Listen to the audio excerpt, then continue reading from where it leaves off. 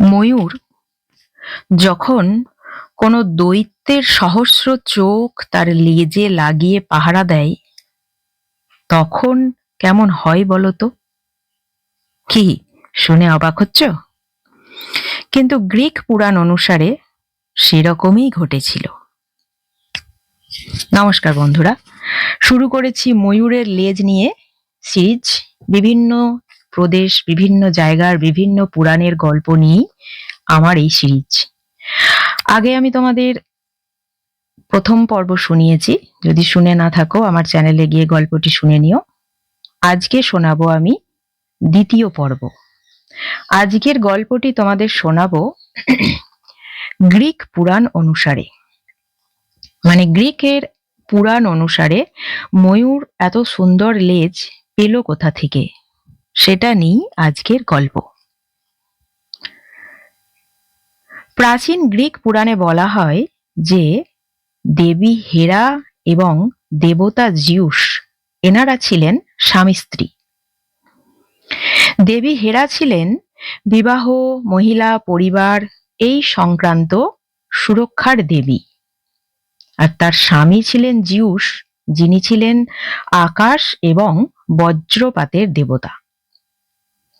তারা দুজনে বাস করতেন অলিম্পাস পর্বতে।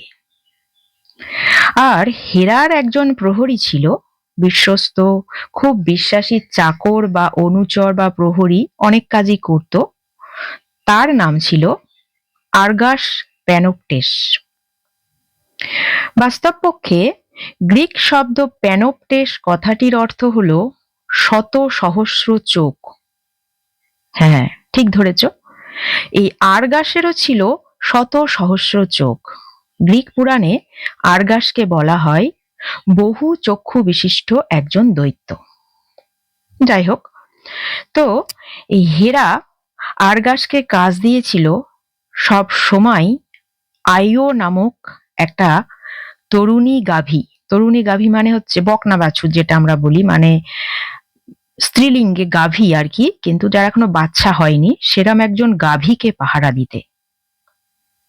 এই আইওটা আবার কে এলো, কোথা থেকেই বা এলো?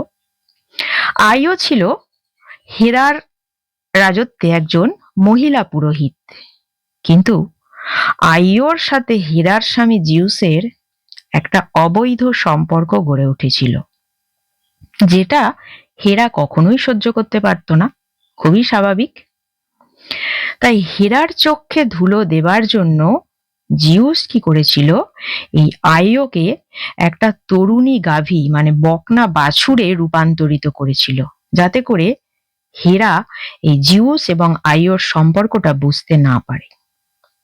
কিন্তু হেরা সেটা বুঝতে পেরে গিয়েছিল যে এই যে আইও তরুণী গাভীতে রূপান্তরিত করে ফেলেছে জিউস, এটা হেরা বুঝে গিয়েছিল।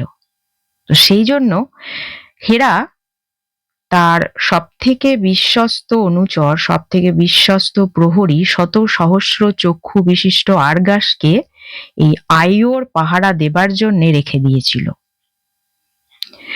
তো আর্গাস পাহারা দিচ্ছিল বলে আইওর সঙ্গে জিউস কিছুতেই মেলামেশা করতে পারছিল না, কেননা আর্গাসের ছিল সহস্র চোখ। একটা চোখে সে যখন ঘুমাতো বা বন্ধ রাখতো, অন্য চোখ দিয়ে তখন সে আইওকে পাহারা দিত। তো এইভাবে পাহারা দিচ্ছিল বলে জিউসের সঙ্গে আইও কোনোভাবেই মেলামেশা করতে পারছিল না। জিউস আইওর সাথে মেলামেশা করার জন্য বহু চেষ্টা করেছিল, কিন্তু কোনোভাবেই সফল হয়নি। কারণ ওই যে আইওর ছিল শত সহস্র চক্ষু। এরকম চেষ্টা করতে করতে বিফল হওয়ার জন্য জিউস স্থির করলো যে কোনোভাবেই হোক আর্গাসকে সে হত্যা করবে। তাই জিউস তার আর এক অনুচর, অনেক সময় গ্রিক পুরাণে তাকে ছেলেও বলে, সে যাই হোক, হারমাসকে আদেশ করেছিল আর্গাসকে হত্যা করার জন্য। আর্গাসকে হত্যা করে আইওকে উদ্ধার করে যাতে জিউসের কাছে নিয়ে আসা হয়, তাই জিউস হারমাসকে আদেশ দিয়েছিল। হারমাস আর্গাসকে হত্যা করেছিল এবং হত্যা করার পর আয়োকে উদ্ধারও করেছিল। কিন্তু কিভাবে হত্যা করেছিল সে নিয়ে অনেকের অনেক মতামত। যাই হোক, আরগাস ছিল খুবই বিশ্বস্ত অনুচর, যার জন্যে আরগাসের মৃত্যুর পর হেরা খুব দুঃখ পেয়েছিল। কিন্তু সে কখনোই আরগাসকে অসম্মানিত করতে চায়নি, বরং আরগাসকে অমর করার জন্য আরগাসের এই শত সহস্র চক্ষুকে হেরা ময়ূরের লেজের মধ্যে, ময়ূরের পেখমের মধ্যে স্থান দিয়েছিল। যে কারণে গ্রিক পুরাণে এটা বলা হয় যে ময়ূরের পেখমের এই যে শত সহস্র চক্ষু, শত সহস্র চোখ, এগুলো আসলে ওই যে হেরার বিশ্বস্ত অনুচর আরগাসের চোখ।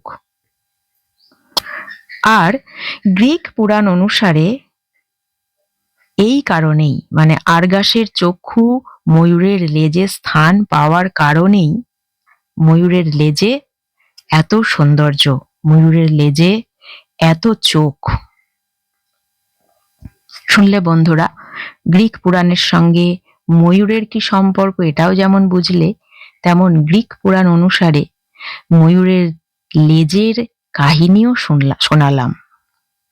কেমন লাগলো গল্পটা একটু কমেন্ট করে জানিও। আর যদি ভালো লেগে থাকে তাহলে কিন্তু লাইক শেয়ার করে দিও। কেমন?